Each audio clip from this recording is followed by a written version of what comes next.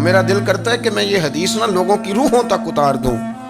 حضور فرماتے ہیں میں نے جس کے سامنے دین پیش کیا اس نے دلیل مانگی، وہ بھی کوئی اپنا ہے جو اپنوں سے دلیلیں مانگے، وضاحتیں مانگے، یہ کیسے تھا تو وہ کیسے تھا تو یہ چیز کدھر سے آئی تو وہ کدھر گئی۔ آپ اپنوں سے دلیلیں مانگ رہے ہیں، آپ اپنوں کو کٹہروں میں کھڑا کیا ہے۔ حضور یہ نہیں فرماتے کہ دلیل تھی کوئی نہیں، فرمایا جس نے مانگی میں نے دی دلیل، اور لوگ دلیل دیکھ کے مسلمان ہوئے۔ حضور فرماتے ہیں لوگوں سنو یہ میرا ابو بکر ہے، میں نے اسے کہا کلمہ پڑھ لے، اس نے دلیل ہی کوئی نہیں مانگی، فوراً ہی کلمہ پڑھ کے مسلمان۔ یہ احساس ہے۔ یہاں تو تھک گئے لوگ اپنوں کو دلیلیں دیتے، وہ جی ویسے کیسے تھا تو ایک بندہ یہ کہہ رہا تھا تو دوسرا کہنے دے جو دنیا کہتی ہے، تو اپنی بات کر، تو بتا تو کیا کہتا ہے، اپنی رائے بیان کر، تیرا نظریہ کیا ہے، تیرا ذوق کیا، تو چھوڑ لوگ کیا کہتے ہیں، اپنی بات کر۔ اگر ابو بکر صدیق لوگوں کے کہنوں پہ چلتے تو مکہ تو سارا کچھ اور کہہ رہا تھا، اس وقت تو کچھ تھا ہی نہیں جو کہتا کہ نہیں تو ٹھیک چل رہا ہے، دنیا ساری کچھ اور کہہ رہی تھی، لیکن صدیق اکبر کہہ رہے تھے نہیں نہیں، سچ وہ ہے جو مدینے والے رسول فرماتے ہیں، سچ وہ ہے جو میرے آقا نے فرمایا ہے۔ اپنی زندگی میں انہوں نے بتایا لوگوں کو کہ دین کا مزہ لینا ہے تو پھر ذرا غلامی کر کے آتا ہے، پھر ذرا پورا پیار کر کے آتا ہے، پھر پوری محبت دے کے پھر غلامی کا مزہ۔ حضرت اسماء بنت ابی بکر صدیق فرماتی ہیں کہ نبی پاک صلی اللہ تعالی علیہ وسلم نے حرم شریف میں داخل ہوئے، ایام مکہ میں، مکے کے دن تھے، حضور حرم مکہ میں داخل ہوئے، کافروں نے ابو جہل نے پہلے سے سازش کی ہوئی تھی۔ جیسے ہی حضور اندر داخل ہوئے تو شور کرنے لگا، کہنے لگا یہ تمہارے بتوں کو برا کہتے ہیں اور تمہیں شرم نہیں آتی، یہ تمہارے معبودوں کو گالی دیتے ہیں، معاذ اللہ یہ برا کہتے ہیں، میں خیال نہیں آتا۔ لوگوں کو اشتعال دینے لگا، لوگ مختلف جگہوں سے اکٹھے ہو کے حضور کے گرد جمع ہو گئے۔ آپ نے کہا ہے کہ بت جھوٹے، حضور فرمانے لگے کہا ہے۔ آپ نے کہا ہے کہ یہ کچھ نہیں کر سکتے، فرمایا کہا ہے۔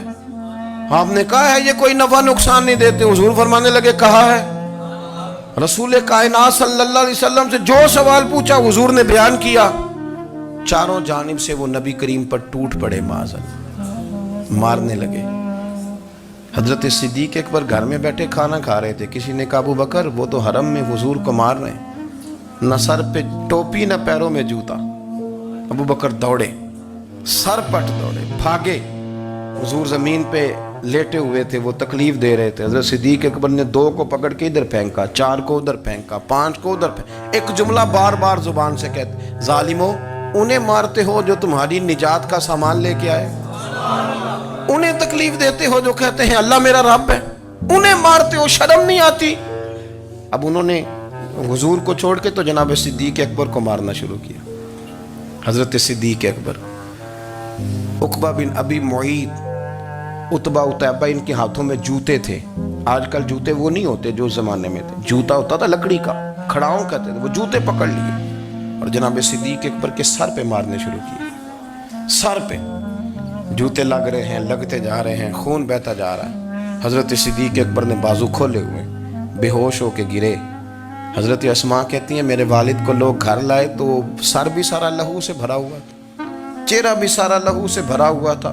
عشق تے اگ دوویں ایک برابر، عشق تے اگ دوویں، عشق تے اگ دوویں ایک برابر، پر عشق دا سیک ودھیرا، اگ تے ساڑے ککھ تے کانے، عشق ساڑے تن میرا، اگ دا دارو می تے پانی، کوئی دسے ہاں پلا عشق دا دارو کیڑا، سجنا اتھے کچھ نہیں بچتا جتھے عشق ہوراں دا ڈیرا۔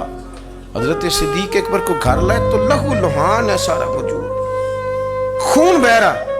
جناب اسماء کہتی ہے میں نے سر پہ ہاتھ رکھا، دیکھوں کہاں کہاں میرے والد کو، میں رو رہی ہوں، میں نے سر پہ ہاتھ رکھا تو کہتی ہیں بال بھی میرے ہاتھ میں آ گئے اور سر سے چمڑی بھی اتر کے میرے ہاتھ میں آ گئی، گوشت بھی سر سے اترنے لگا، سارا سر ان کا مار مار کے انہوں نے نازک بنا دیا، نرم کر دیا۔ آپ فرماتی ہیں وہ بے ہوش تھے، ہم ان کے منہ میں دودھ ڈالتے تھے، لیکن وہ جب بھی آنکھ کھولتے تھے تو زبان پر ایک ہی لفظ تھا، ظالمو انہیں مارتے ہو جو تمہیں کہتے ہیں میں اللہ کا رسول بن کے آیا، انہیں مارتے ہو۔ اس ترتیب سے رسول اللہ کی غلامی کی، اس رنگ میں نبی پاک سے پیار کیا، نبی پاک کے حصے کے زخم اپنے سینے اور دل پر برداشت کیے، اس لیے تو میرے کریم نے فرمایا تھا لوگوں سن لو میرے ساتھ جس نے بھی نیکی کی میں نے بدلہ دے دیا ہے. میں نے ابو بکر کو نہیں دیا. میں ابو بکر کا ہاتھ پکڑ کے اللہ کی بارگاہ میں لے جاؤں گا. میں کہوں گا مالک اس نے بڑی نیکیاں کی ہیں تو ہی اسے اجر عطا فرما. میں لے کے جاؤں گا کہوں گا اے اللہ تو دے اسے اجر. اس نے بڑی نیکی کی, اس نے بڑا پیار کیا, اس نے میرے ساتھ بڑی محبت کی, اس نے بڑی غلامی